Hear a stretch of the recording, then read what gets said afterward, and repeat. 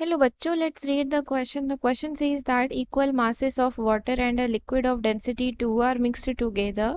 What is the density of mixture? यानी कि यहाँ पर आपको दिया गया है कि वाटर और लिक्विड की क्या है, वाटर और लिक्विड को आपस में मिक्स किया जा रहा है, मासेस उनका इक्वल है। आपको यहाँ पर मिक्सचर की डेंसिटी फाइंड आउट करनी है।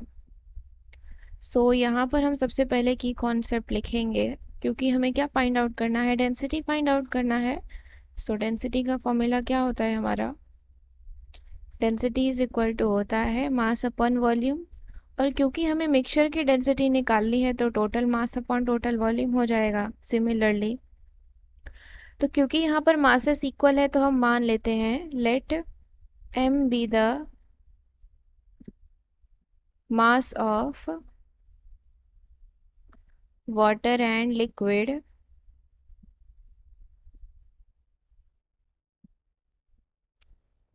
क्योंकि मासेस हमारे यहाँ पर इक्वल है। और अब हम डेंसिटी को मान लेते हैं row one and row two. Let row one and row two are relative densities of water and liquid। Water और लिक्विड की रिलेटिव डेंसिटी हम मान लेते हैं, रो वन और रो टू हो गई है हमारी।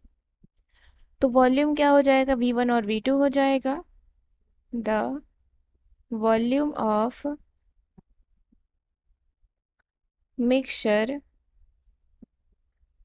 That is capital V is equal to हो जाएगा हमारा V1 प्लस V2, दोनों का सम हो जाएगा। तो इसको हम इक्वेशन नंबर 1 मान लेते हैं। और हमें पता है कि वॉल्यूम इज इक्वल टू क्या होता है, वॉल्यूम इज इक्वल टू होता है हमारा mass upon density, mass upon density होता है। तो क्योंकि यहाँ पर मास हमारा m है, सेम मास है, तो यहाँ पर अगर हम टोटल मास देखें तो 2m हो जाएगा और डेंसिटी हमारी रो हो जाएगी। इसको हम इक्वेशन नंबर 2 मान लेते हैं। तो अगर हम क्वेश्चन में देखें तो यहाँ पर बोला गया है कि equal masses of water and liquid of density 2, यानी कि यहाँ पर जो रो 2 है हमारा वो 2 है। That means here rho 1 is equal to 1 and rho 2 is equal to 2।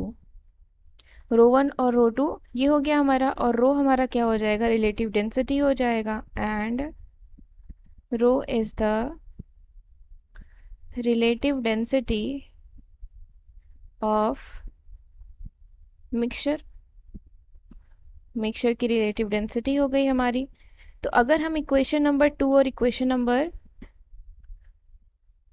अभी हमें एक और इक्वेशन लिखना पड़ेगा यहाँ पर, तो यहाँ पर हम मेंशन करेंगे